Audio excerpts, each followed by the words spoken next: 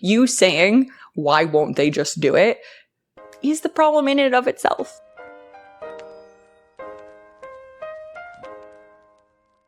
Hello and welcome back to Not Another Mindset Show. Today, we're going to talk about the thing that most coaches try to do to solve a problem with their clients and why it doesn't actually work. And I really wanted to go a certain direction with this episode, but actually decided that I'm going to go into one of those directions on an entirely different episode because it really does deserve its own episode. And that's the idea of like what to do with an uncoachable client. So stay tuned. That will be released. I'm quite literally batch recording episodes, so I promise you it will be released within the next few weeks maximum. So something that comes up a lot when I am working with my students inside the health mindset coaching certification, when I am getting DMs from you guys on Instagram in the question submission form, which you can find in every single show note of every single episode. Well, at least 99% of them, you will find a question submission form. So when I do a Q&A episode, you can ask me a question about your clients, about your coaching, about your own mindset, or just about me. If you want to get to know me, you can put that in there too. But what comes up so frequently is coaches saying, like, I have made all of these changes based on what my client says. Like, I am learning from you, Kasey, and I understand that I need to hear my clients and understand where they're coming from and not make assumptions and not jump to conclusions. But they're saying all of these things. And so I changed the plan based on those things, and it's still not working. They're still not following through. They're still struggling to stick to the plan.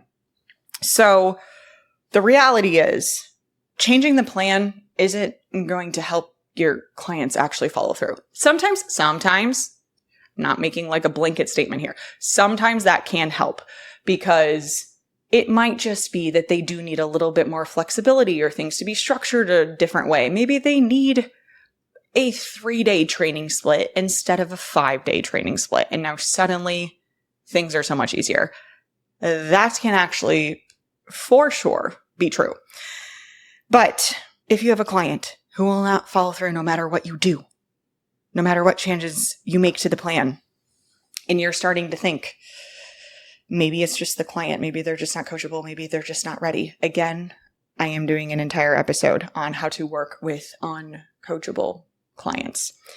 But we reach for this uncoachable label or this idea that it can't be me as the coach at this point because I've tried everything, because it's a relief. It's a relief. And it's okay. It's okay. It's okay if it feels like a relief for you to be like, this is on the client and it's not on me. That is a very, very normal human brain response, that in order to get rid of the discomfort that I am feeling of this person not sticking to the plan and therefore not seeing results and making progress, that I don't have to let that fall on me and my coaching. Honestly, like, yes, we want there to be responsibility taken from the client. But I would argue most of the time, most coaches aren't taking enough responsibility themselves and are too quick to put the blame and all of the responsibility off on the client. So labeling in the way that your client is just uncoachable or pushing the responsibility off to your client, it's a relief. It helps you in the moment. But let me ask you this question. Does it help you long term? Does saying the reason why this client can't stick to things and the reason they're not making progress is on them, does it actually make you feel better in the long term, or does it just make you feel good in that one check-in that you do with them? And then maybe temporarily in the next check-in, and then maybe temporarily in the next check-in. But now they're not even checking in anymore. And now they're wanting to get out of their coaching contract early. Are you still feeling good there? And then or you just stop hearing from them entirely and you're perfectly okay with continuing to take their monthly investment for coaching and pocket the cash, even though they're not seeing success in the way that you would like them to? Do you still feel good then? I want you to know I'm not trying to attack you here. I'm just trying to help you realize that a lot of the time, whether it is this situation or other situations, we do things to relieve discomfort in the moment that does not actually lead to long-term discomfort relief or actually solves anything. I've said this before so many times, and it's usually from the perspective that we're talking about clients, that people do things or don't do things for one of two reasons. And it is to eliminate discomfort or to solve a problem. And here's the thing, my friend, as a coach, you also do those things.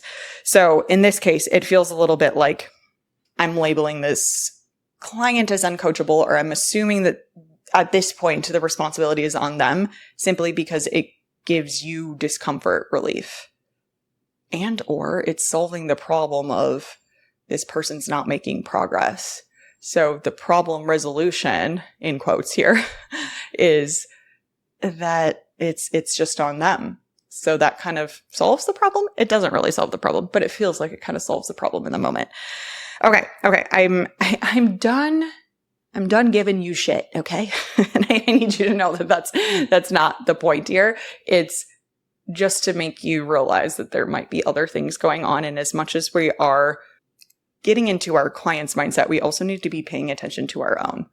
And that is actually something that comes up so often for my students who go through the health mindset coaching certification, that they were there, they enrolled in the program, they wanted to become a health mindset certified coach so that they could better support their clients, better support their business, help their clients more, get more client referrals, get better client retention, all of the great things that come with that.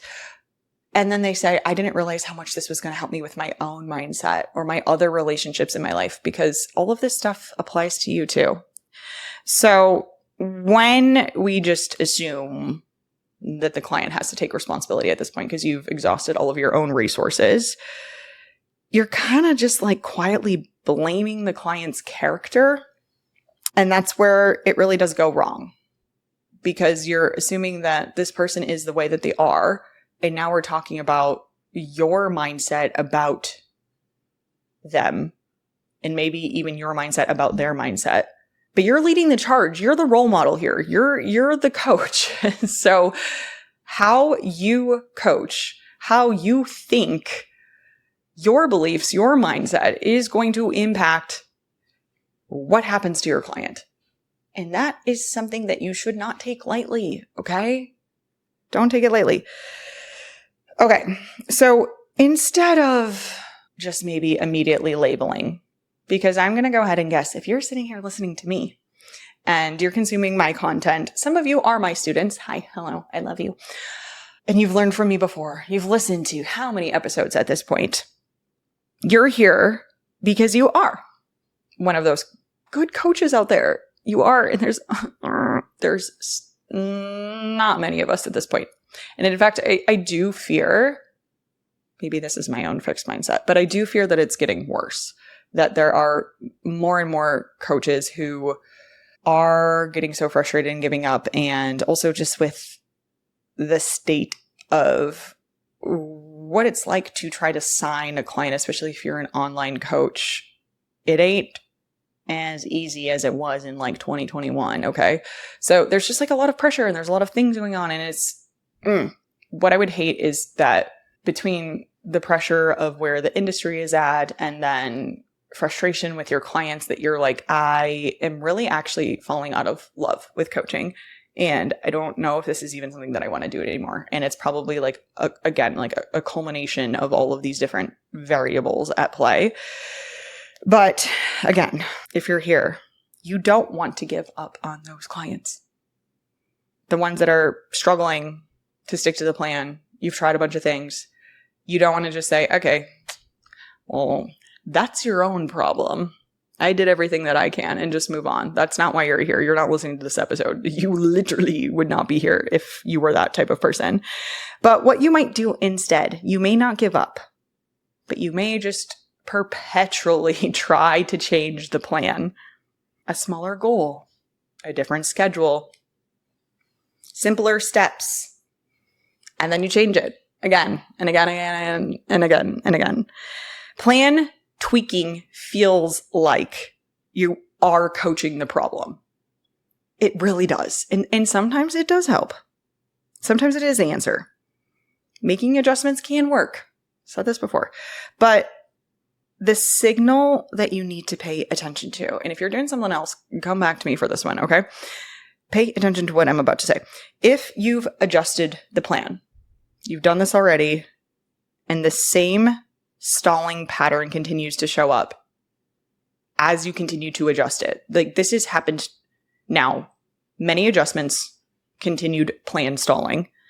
The plan is not the problem. And that should not like come to you as like a revelation, right? Like, okay, yeah, Kasey, I guess that makes sense. If I've been continuing to try to change the plan and it keeps not working, and then I change the plan more and then it keeps not working. Yeah, you're right. It probably is not the plan, right? The lack of follow through and consistency is really more like a symptom. And just like, honestly, with like the issue of so much of like Western medicine, which we do not need to get into right now, is just Band-Aid approaches and treating the symptom rather than really trying to identify what the root cause is. Like, what is causing all of these symptoms, instead of just saying like, here's a pill for the symptom.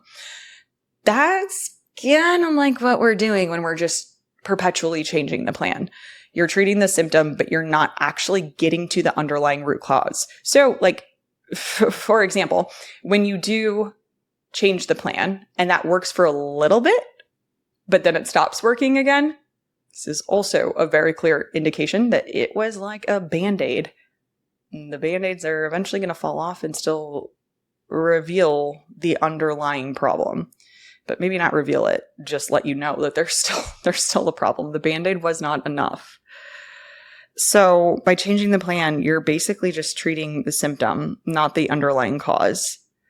So lack of follow through, consistency issues, they're coming up because what's actually driving it is not going to be adjusted, is not going to be fixed by changing the plan. A plan that your client agreed to, for example, it won't hold if the motivation underneath it all, not just the plan, but like the goal that they have for themselves. If the motivation is feeling more controlled rather than autonomous, or if a basic need like autonomy, belongingness, and competence, which we're going to get into in this episode, isn't being met, if you change the plan, the motivation still stays the same, and the need still is left unmet. Changing the plan may work for a second, or it may not work at all, is what I'm getting at here. Okay, so questions that coaches ask me, and I wrote this one down. I don't understand why clients just won't follow through. I've done, like, I will literally, guys, sometimes get these paragraphs of messages of like, here's all the things I've tried. Why won't they do it? And I'm like, you saying, why won't they just do it, is the problem in and of itself. It is. Because there's no useful answer to like, why won't this person do it? Like, that's the truth. It's just frustration that you're feeling with a fat question mark at the end of it. And there's a lot of better questions to be asking when it comes to client follow through. So something specific I do want to leave you with here, since I've just like running around on this like same thing. Here I am hitting my microphone again for the 700th time.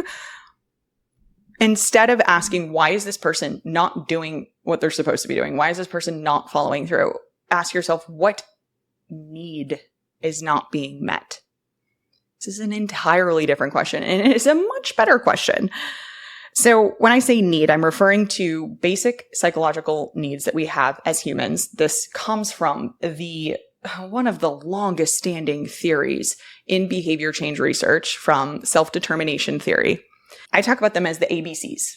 We have autonomy, belongingness, and competence. So autonomy. Do they feel in control of this? Or are they doing it for something or for someone else?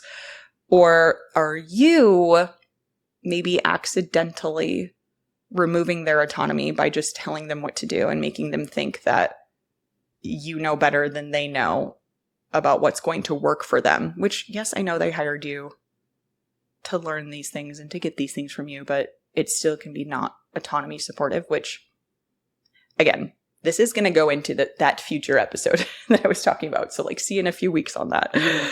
Belongingness. Do they feel supportive?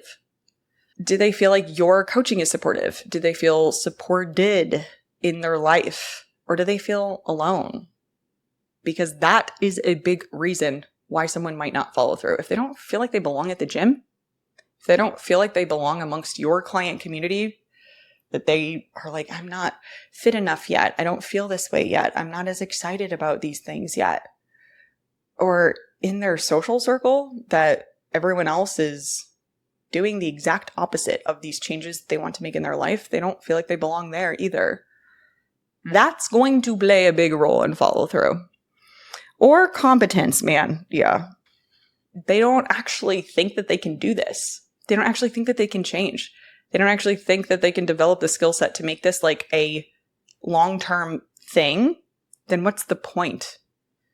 If I'm sitting here and trying to learn a new skill or a new behavior or stick to something new, and in the back of my mind, I'm like, yeah, I don't really know if I can do that though. I could do it maybe for 30 days, but then after that, probably not. I'd probably really struggle to find the value and the utility in being consistent in that right now, because literally what's the point if it's not going to stick around? Okay, the ABCs, autonomy, belongingness, competence, is a really big part of client motivation that I teach inside the health mindset coaching certification. And honestly, right now, without even going through HMCC, you can use this as an assessment tool. And I would really, really, really, really, really encourage you next time you want to be I don't understand why this person just can't do the thing. Why are you the way that you are? To notice when you think that in yourself and then go, okay, what's a more useful question? Oh, right. Dr. Kasey Jo told me about this on an episode. What need is not being met? Do they not feel autonomous? Do they not feel like they belong? Do they not feel competent? And it's possible more than one is at play here, but that immediately will get you going in a more effective direction than just asking why will this person not listen to me? So you can use that as an assessment to understand what is actually going on, why they're actually not following through. And when you recognize what that is and you work with them on that thing instead, then you're not using the Band-Aid approach to just treat the symptom, to just change the plan in order to help them be more consistent. You're actually getting to the root cause that is causing the lack of follow-through symptoms. Are you with me? Are you with me? You're picking this up? Because coaches get this wrong so often. Changing the plan just treats the symptom. That's what you're doing. And if you're not getting to the root cause, then you're just going to keep trying to treat the symptoms over and over and over again. And it's going to be exhausting for both of you. Okay. The science of why people follow through. The motivation piece under everything. This isn't part of your standard training certifications for nutrition and fitness. So you are not to blame, okay? We can blame the coaching education industry for this. So it makes sense to me that most coaches are well, I'm just going to keep tweaking things and changing the plan and trying to do things differently and tell them to do things differently, and that's going to do it. Of course you do that because you were not taught to do anything differently. So if you would like to spend some more time on this, if you're I really want to get into this. This sounds interesting to me. It sounds like the direction I want to go with my coaching. I'm really starting to get burnt out on this, just these clients that say they're going to do the thing and then they don't, and then I have to change it and then they still don't do it, and you're just running in circles together, and you want to figure out the real reason what's going on. If you really want to start coaching at a deeper level, I don't know, beyond what ChatGPT and AI can do, because Unfortunately, a lot of coaches are up against that these days. If you can't do something different than what AI can do, I'm not going to scare you about losing your job or anything, but this real human part and being able to understand the underlying mechanisms of how humans work from a motivation perspective and follow through perspective and behavior change and psychology, that is what is going to allow you to continue to stand out. If you want to join me, I have something brand new coming out. And I would like to formally invite you to it. It's a boot camp. I've never ran a boot camp before, but I promise it's not going to be oh my God, she doesn't know what she's doing. I've been teaching, I've been mentoring for many, many years. Even prior to owning my business, I was teaching psychology 101 students at NC State. So never done before. I'm super excited. This is the client follow-through formula boot camp. It's a behavior change coaching boot camp. And I would really, really love for you to be there. The link is in the show notes. We are going to spend 3 full days together. I can't give too much away. How much do I want to give away? The formula that I have for you really is a step-by-step process that you can use in your coaching immediately. You're going to leave every single day of the boot camp with something you can take into your client check-ins the next day. And in just 3 days. I hope I'm not making this sound like I'm overselling it. I promise you I'm not. For those of you who have been to even my free experiences before, you've gone through lead magnets that I've had, you've been a student of mine before in any capacity, I know how to show up, okay? I'm gonna provide a lot of value for you. And I've been spending a lot of time figuring out how I can give you the most value to make sure that these 3 days don't just give you something that you can do with your next client and then be done, but actually literally will change the way that you think about every client going forward and how you coach going forward forever. I know that's a big promise, but I am fully ready to deliver on that promise. So, link is in the show notes. I hope that this helped you start to just think differently. I really love this analogy of the symptom versus the root cause, because I really think that this is at the core of so much coaching frustration for coaches who are falling out of love with coaching. They're starting to consider getting out of coaching. It's the reality is that this is why, because you're trying to help your clients by treating the quote unquote symptom of their lack of consistency and not sticking to the plan and all of this stuff by changing the plan, when the reality is you're kind of missing the forest for the trees, So we're going to get into that, and I'm really excited, and I really hope to see you there. But otherwise, thank you for being here. And I have more kind of on this topic. Like I said, I promise I will follow through on that, and you'll see that in some coming episodes. But I appreciate you. Seriously, you're the reason I get to be here in the first place and talk about the things that I love to talk about so much and make an impact in the way that I would like to. So that's all. And I will see you next week.